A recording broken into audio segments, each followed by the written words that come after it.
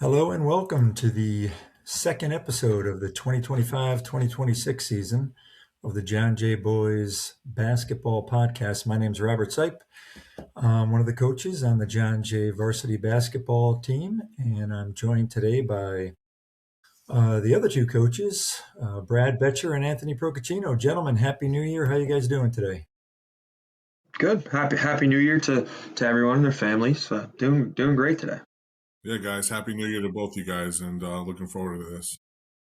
Yeah, so let's get right into it here. So we came off of the holiday tournament, the 36th annual Dwayne Davis Christmas tournament at Lords. Lords does a good job hosting that. Always very appreciative, that they open up the building for that. We went 2-1 in the three games. The first game, I think we were entered in as the 4 seed or the 5 seed. I can't remember exactly how the seedings went, but that Spack and Kill game could have gone either way, and we lost it by 5. Unfortunately, it was tied. I think late, maybe 3 or 4 minutes left. It was tied, but Spack and Kill's got a good team. We lost that one 58-53. That put us at 2-4 on the season, and just some gloom and doom in the locker room afterwards. I thought, it was a tough loss before the holidays where we had lost to Arlington.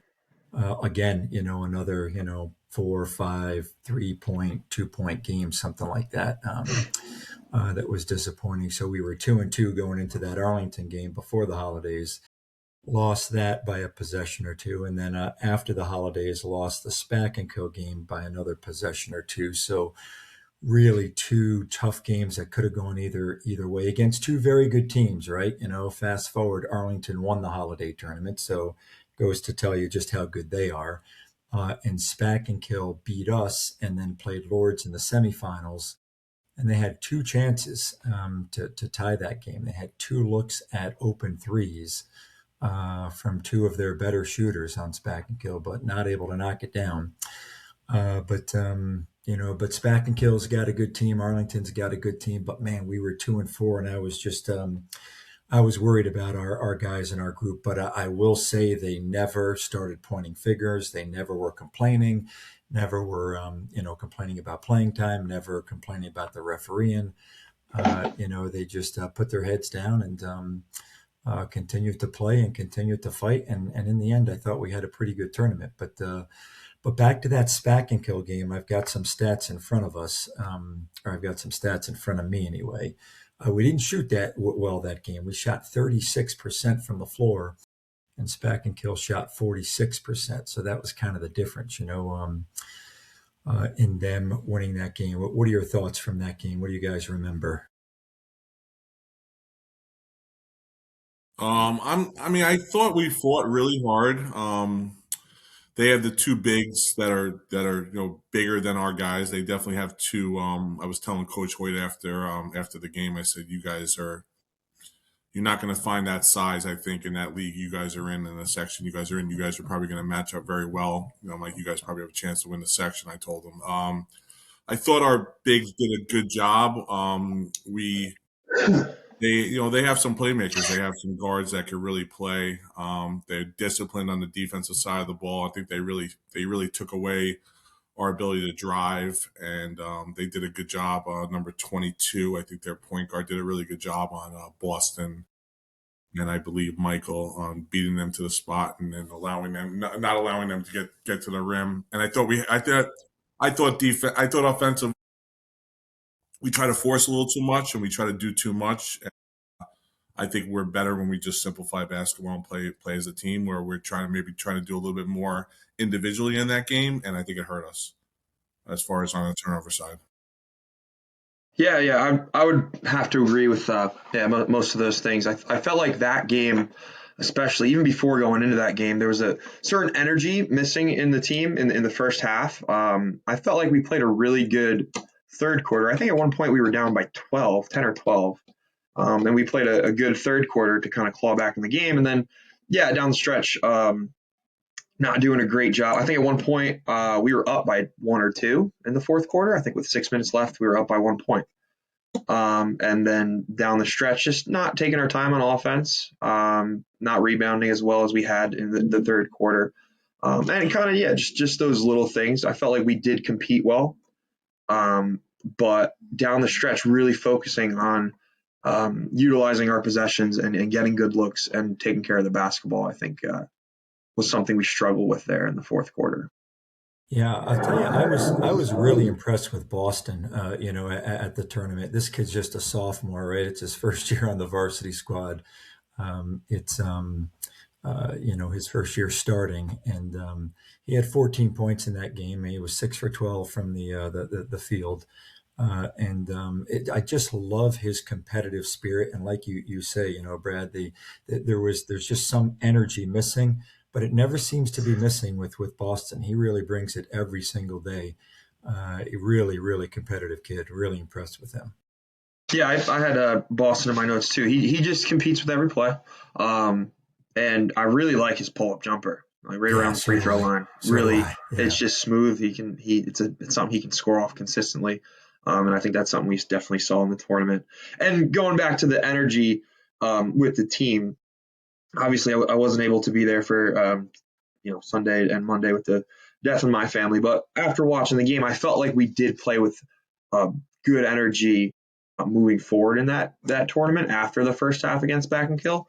And it's partially due to leaders like Boston and Michael and John and those guys really competing. So that was good to see.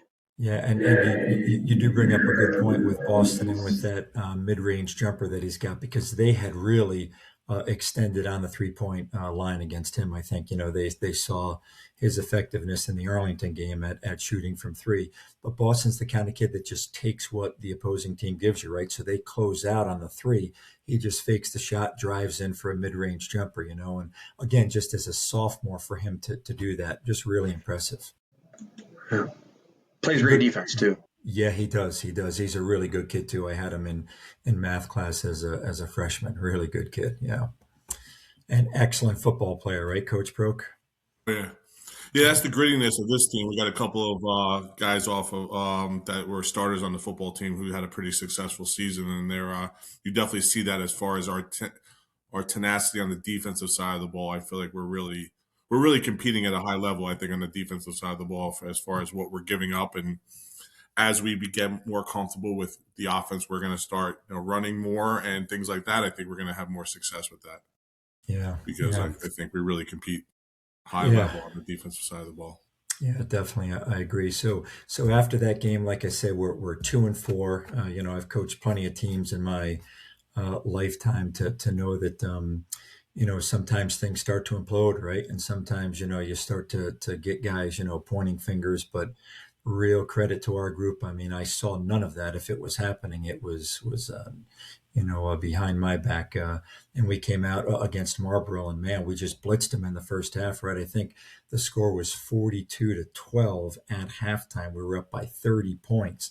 Brad, I know you weren't able to get to that one, but we played well. We really did. I think it was might have been 15-7 or 15-8 after the first quarter, and in the second quarter, man, we just turned it on. So it just, some of the guys we've got coming off the bench, right? Isaiah Hancock, how good has he been for us? Coming off the bench. Johnny Wilson, how good has he been coming for us off the bench? So maybe that's a part of it. But in that second quarter, man, we really extended that game and went into halftime with a 30-point lead. And again, just going from a 2-4 team that was just sort of depressed and down, and we just had two games that we could have won, but lost them both in Arlington and Spack and Kill. It was really nice to see our guys come out and just really put forth a really good effort in that first half to get that 30-point lead, and then I think we won the game by 29.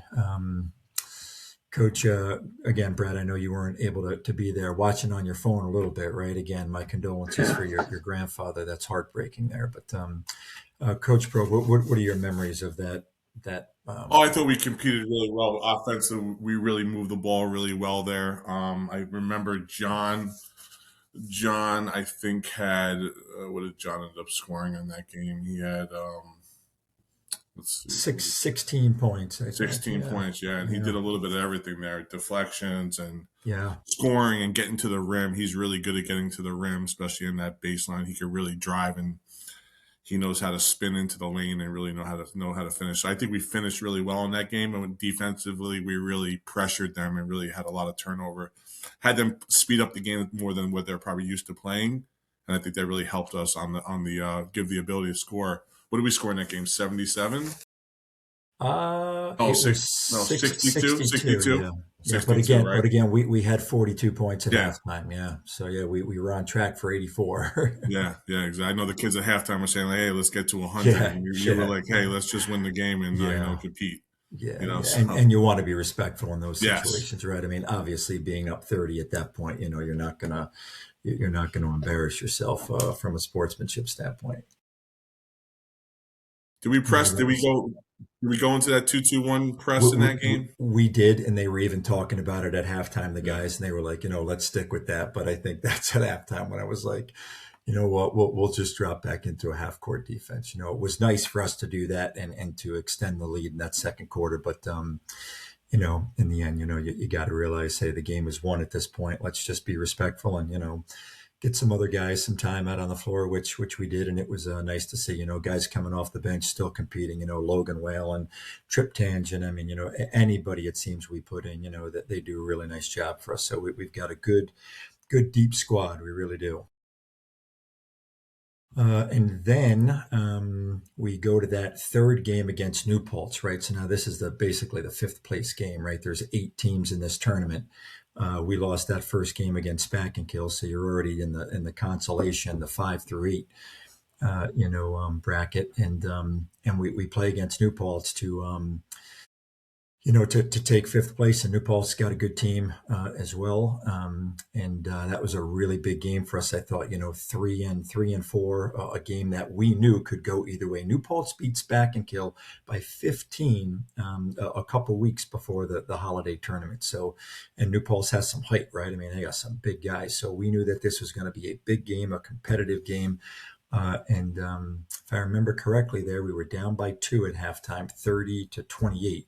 So it was anybody's game there. We had a really good third quarter in that New Paltz game, and we're able to hold on in the fourth quarter. So we were able to win it 54-49 was the final score, and again, that was I thought just a really big game because we were 2-4, and then to leave that tournament, as a 4-4 team, feeling sort of better about ourselves. And the Arlington game could have gone either way. We lost it. Spack and Kill game could have gone either way. We lost it. And for the New Paltz game to go either way and for us to win it, hopefully we've got some confidence, as we get back into into league play, after we get back from school. But I thought we played really well against New Paltz there. yeah, I agree. Let's see. I'm just looking at some of the stats here. I think Boston again was fantastic. They've got him down as 19 points against New Paltz, and again Isaiah Hancock against that Rohan Kenny kid from New Paltz. Really good player, number 3, right? Really good player, really good shooter. Isaiah has just been fantastic defensively for us and offensively too. I think I can only speak for myself. I think I definitely underestimated what Isaiah Hancock can do for us on the offensive end. I knew he was a great, on-ball defender, but definitely didn't realize just what he could do for us on the offensive end. Yeah. Yeah, I So thought Yeah. you can go ahead, Coach. Go ahead. Oh, no, go ahead. So yeah, I was I just, want to say a couple things about this game. Although once again, I wasn't there for this one. This is the one I went back and looked at the most, and I really was impressed with our third quarter run that we went on in that game. I think at 5:58 in the third quarter, New Paltz was winning by 2 points, and we closed the quarter out, and we were winning 49-36. So we went on a 19-4 Wow. run. Wow. And some of the things that I had jotted down that I thought we did really well with was that 2-2-1 press, really just showing and competing with that. We played a very good man-to-man defense for most of that quarter. And then patience in the perimeter offense. I think sometimes we get in trouble trying to rush things, and I felt like that third quarter against New Paltz, we really did a good job of just waiting for a good look. And I think that was led by our guards, Boston, Michael, and Isaiah, and then good defense by our bigs, and rebounding the basketball. So on that stretch, I think Boston had 9 points, Isaiah had 4, Michael had 6, hit a couple of big threes. So I really, really liked that third quarter, going back and taking a look at it. I really felt like we competed very well. Yeah, agree 100%. I think we also we went a little smaller. We went a smaller lineup in that third quarter, and we went with that 2-2-1, and we had Isaiah basically, that 2-2-1 press was really successful with us. So we went with a little. Coach Sipe was, made a great move by putting it, keeping another guard in the game, and we went with a little smaller lineup, and it seemed like they struggled with it, the other team, with our speed and our athleticism and that 2-2-1 press, because Isaiah and I think who's up top in that press? It was Isaiah. Well, I think Isaiah and Boston. Isaiah and Boston. Those top, are two very gritty, defenders in that. Yeah. And they New Paltz struggled with that. They struggled with that, and then Isaiah, with that spread offense we were running, had the ability to get to the paint and and kick out a couple times and score, and also kick out to our shooters. I think we didn't. He kicked out one time on a wide open 3 in the corner. We didn't make it, but I told him when he came in, like, hey, that's a great play. Right. Like, you can do this. Decision, you can do that 9 times out of 10. We're gonna have some success with that. So he's a very quick player. Yeah. And you give me credit, Coach, but the only credit I deserve is taking your advice, right? Because you were the one who suggested, let's go a little smaller, let's extend it a little bit, and credit to Isaiah, who has just really, been awesome for us when he's been on the floor. And the other thing, and Brad, you had touched on it, that I was really impressed about in that New Paltz game is they were a tall team, and we out-rebounded them, 33 rebounds to 32 rebounds overall. So that's pretty impressive, for us, where we've struggled on the boards for sure. Yeah, I thought Austin did a great job of being physical down there, using his body, getting a bunch of rebounds, and being strong with the basketball. And John was big for us down there. When we went with that smaller lineup, we needed John to rebound, and I think he did, right? John had a bunch of rebounds as well. So he did, yeah. And Austin had 5 offensive rebounds alone. So yeah, it was impressive. Really good.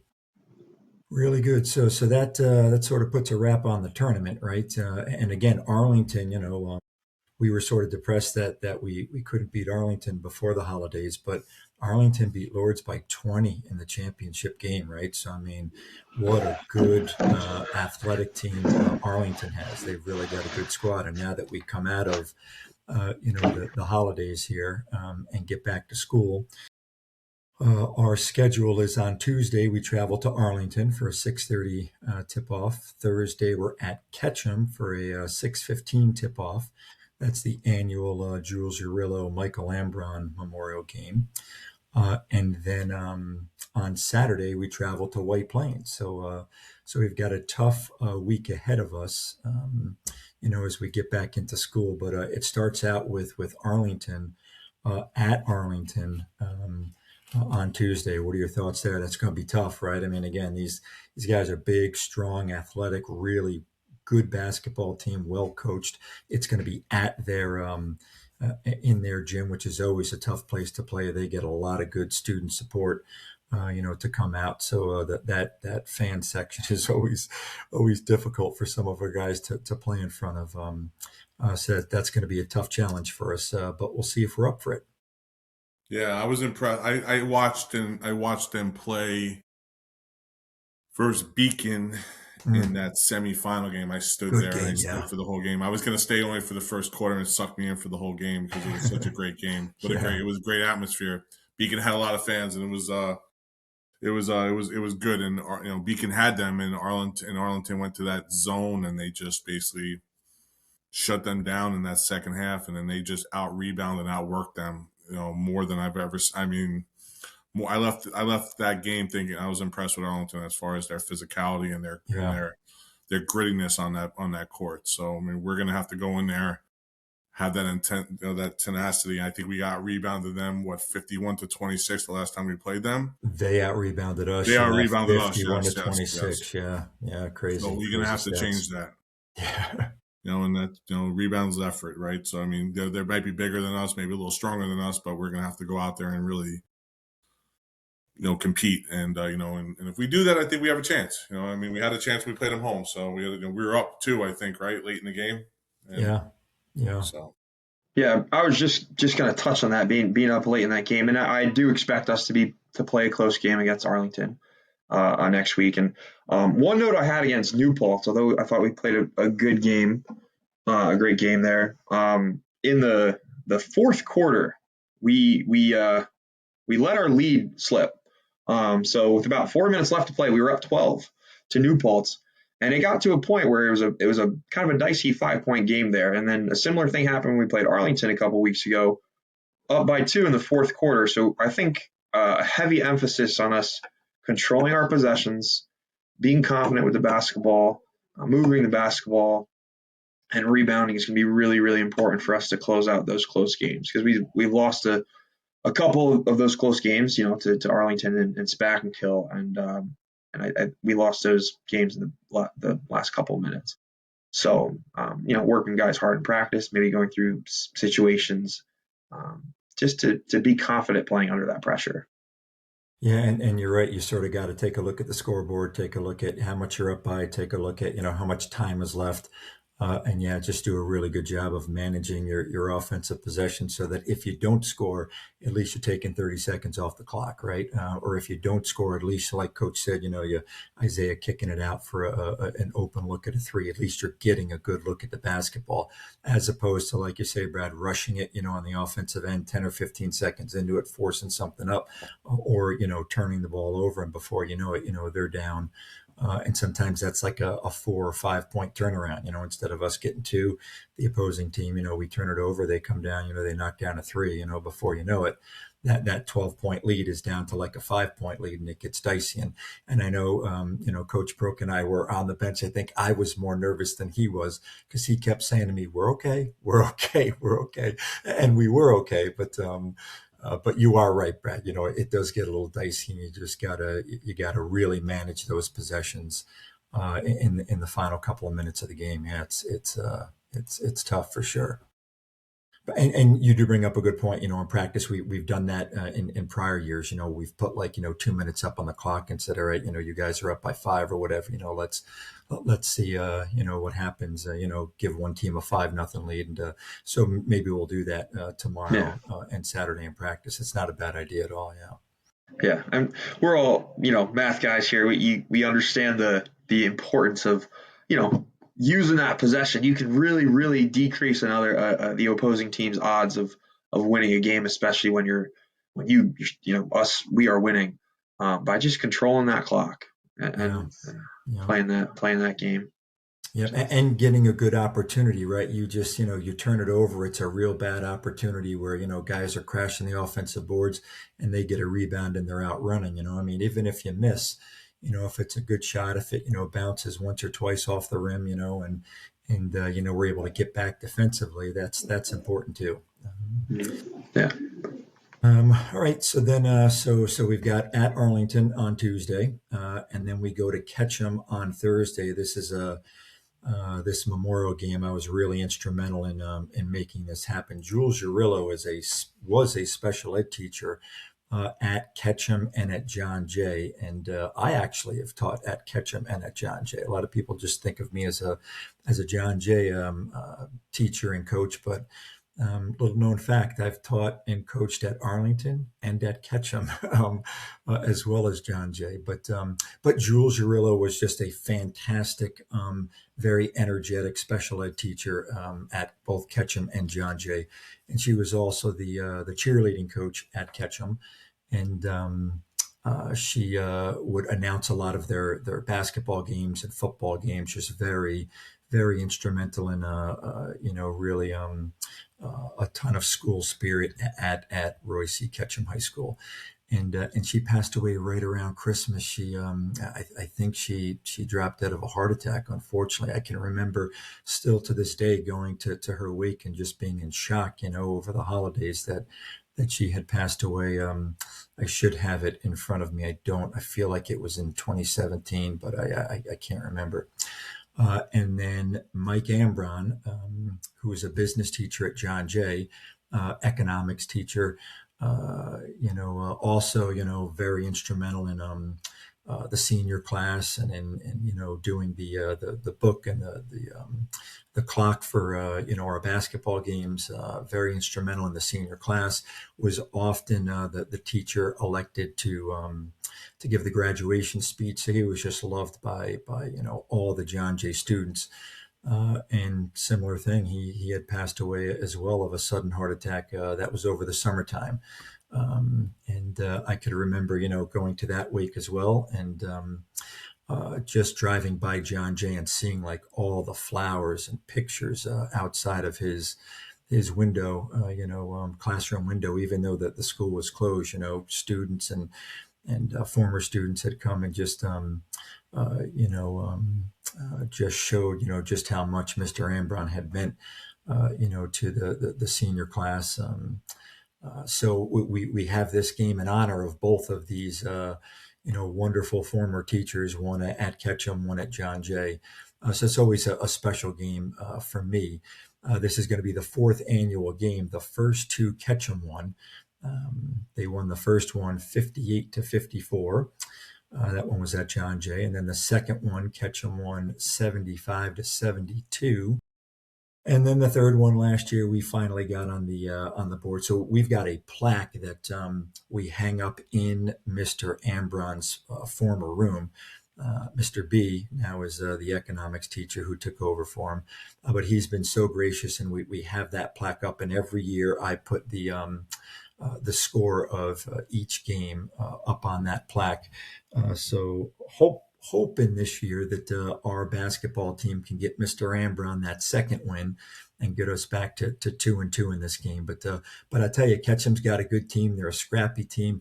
I didn't see him come out of that 2-3 zone defense all tournament long. So I suppose we're going to have to go over our zone offense for that game. What are your thoughts on the Jay Ketchum rivalry, and then on top of it, this memorial game for two awesome former teachers? Go ahead, Brad. Definitely excited. I remember last year's game is an exciting game. We got a lot of student support from both schools. And it's just a fun atmosphere. It's a great atmosphere for the kids to play into, and a great tribute to two individuals and two teachers and coaches and members of the community that touched a lot of lives. And yeah, I think our team, we play well against the zone. I mean, we do a good amount of drilling and practice with that, and we will in the next couple of days. And I think it is going to be important for our guys not to get stagnant in the zone. I think sometimes we have a tendency to just kind of take up space and not really utilize open space. So yeah, I think really getting the guys to kind of be creative and attack the zone as best we can and utilize our ball handlers and shooters. Yeah, I agree. I'm definitely. I mean, years of again, first time being on being with you guys on the varsity level, but coming to a lot of games over the years of living up in this area now. No matter if Jay was better than Ketchum was better than Jay, the games are always competitive. They were always close. It seems like there's never games that it's always in the fourth quarter. It's always a couple minutes to go. You don't know who's going to win. So I feel like we go out and play our game, and we play the right way, and we play with with the fear, with the toughness that we can play with. We can hopefully get that win. But we got to play hard. We got to play.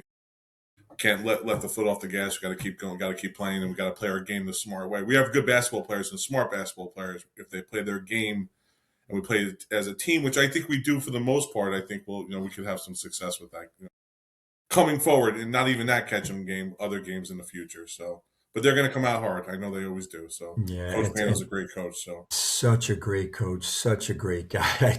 I love Coach Pano. I really do. Just one of my favorite guys to coach against, and he's always so helpful. I don't know if it was the Spack and Kill game or the New Paltz game, but I was walking to the locker room at halftime, and he was sort of by the door, and I just stopped. I handed him the clipboard. I said, "Hey, do me a favor, go in there and talk to these guys. Make some adjustments." And he's such a good guy. He just sort of shook his head and said, "Hey, listen, you guys are playing great. They're playing great. It's a really good game so far. But he's such a good guy, Coach Pano, and such a good basketball coach, and does such a good job with the team. And like you say, it kind of doesn't matter. Jay Ketchum, regardless of the sport, it is always a very competitive game. And as you say, Brad, it's awesome. It's an awesome atmosphere too. So like I said, we're 1-2 in this Memorial game. So hoping that we can get to 2-2 for Mr. Ambron and for his family. But I know the Urillos as well. It's just a really nice, like you say, Brad, opportunity for us just to recognize, two awesome former teachers that and former, community members that really impacted a lot of lives over the years. And our players today don't know those two teachers, but obviously I did, and Coach Pano did, so it's more special to us. And then Saturday we end our week at White Plains. So White Plains a couple of years ago was the number 1 seed. I mean, they always have such a good program. This year, I don't think they're doing so good. I'm not too sure what their record is. God only knows who they're playing, right? Maybe they're playing Mamaroneck and New Rochelle and Mount Vernon down there. But that'll be a tough one. So we've got a tough week ahead of us at Arlington on Tuesday, at Ketchum on Thursday. And if that doesn't, exhaust all of our energy out from us, Saturday morning, we're on a bus around 9 a.m. to get down to White Plains for a JV game at 11 and then a varsity game at 1. Truth be told, I know nothing about White Plains other than their coach has been there for years. Speaking of really good guys, he's a really good coach. But other than that, not too sure. I think what they're to actually expect. doing pretty well, Coach. Are they? I Okay. I stand I looked corrected. I looked at game day. Okay. Kevin Devaney's site, Yeah. and What does it have? they had him at I think they were 5-0 or 4-1. Really? Oh boy. Yeah, Okay. My from bad. what I saw, yeah, I thought Okay. I think that's what I looked at the other day. Maybe it's got updated since then, but I thought Right. they were like 5-0. Okay. Okay. I I don't think they stand played corrected. like the North Rocklands or the Mariners or any of those teams yet, but Okay. again, they're still beating Section 1 teams. So Yeah, and what a competitive section we are in, man, right? Holy cow. So, wow, so that's what I had expected more of. Like I said, I thought maybe they weren't doing too well this year, but I know a couple of years ago we had drawn them in sectionals that I'm pretty sure they were a 1 seed that year. That they've always got a good team and a good program, very athletic kids. That's another tough place to play down at White Plains. So that's the story for our week. So what else? Any closing thoughts? You guys got any final thoughts here on a new day? Oregon won. What has happened in this college football playoffs? The top seeds have lost, right? They're 0-6 right now in this college football same playoff. thing Right? happened last Crazy. year too. Yeah. The bye team, Yeah. the bye teams don't. Crazy. Yeah, Crazy. my Yeah. son's a big Oregon fan, so he was glued to the TV. Oh, awesome. They dominated that game just now. They kind of let Texas Tech hang around, right? Yeah. I was getting worried. Dominated, but it was close. Totally dominated, and they're only up like 6-0. Yeah. But so I think the Alabama and Indiana are on right now, right? So Oregon will play the winner of that team. Okay, wow. Because they don't reseed. So even though yesterday Miami won, Ohio State, they don't reseed in that in college. Yeah, another big upset there. Yeah, right. Yeah. Well, So. All right. Well, what do you think, Brad? Any final thoughts? Just excited to get to work tomorrow and Saturday with the boys and push them. And I think morale is pretty good in the program right now. I think they're the guys are happy with how the weekend closed up, and energy was great in practice on Monday or Tuesday rather. Yeah. So it was good. Kids are ready to get going and compete. Yeah. All right. Well, yeah, looking forward to a couple of practices and looking forward to next week, even though school starts again. I do kind of like teaching. So looking forward to getting back into the swing of things. And that puts a wrap on episode number 2 here. Thanks for watching and listening, everyone. We appreciate it. We'll be back next week. I'll be back with Coach Betcher and Coach Procaccino, and we'll discuss those 3 away games, let you know how we did at Arlington, Ketchum, and White Plains. Thanks again for watching, everybody. Happy New Year, and we'll see you next week. Take care.